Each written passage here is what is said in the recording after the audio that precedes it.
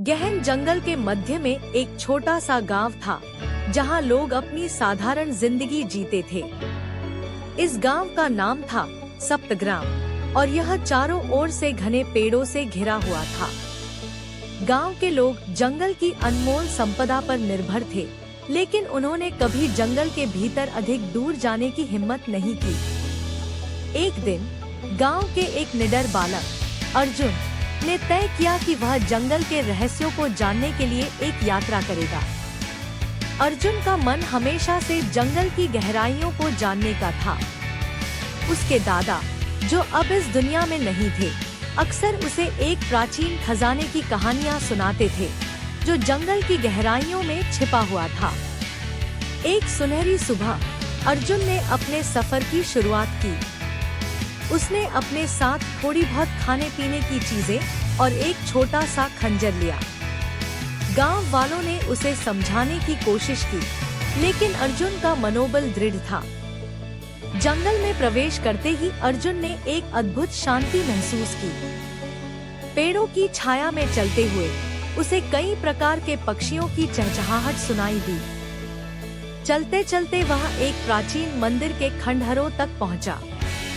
मंदिर के दरवाजे पर एक शिलालेख था, जिसमें लिखा था, जो सच्चे दिल से खोजेगा वही खजाने को पाएगा। अर्जुन ने मंदिर के भीतर कदम रखा।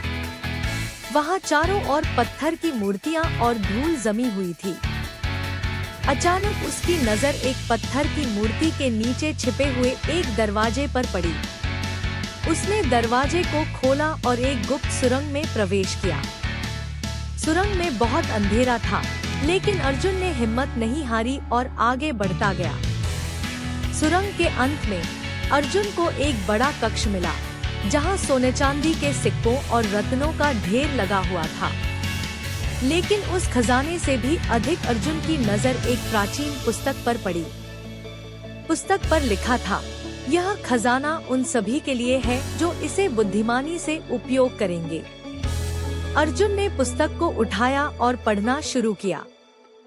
पुस्तक में जंगल की संपदा को सुरक्षित रखने और गांव के भले के लिए उपयोग करने के निर्देश थे। अर्जुन को समझ में आ गया कि यह खजाना केवल भौतिक संपत्ति नहीं, बल्कि ज्ञान और समझ का प्रतीक था। खजाने के साथ अर्जुन गांव लौट आया।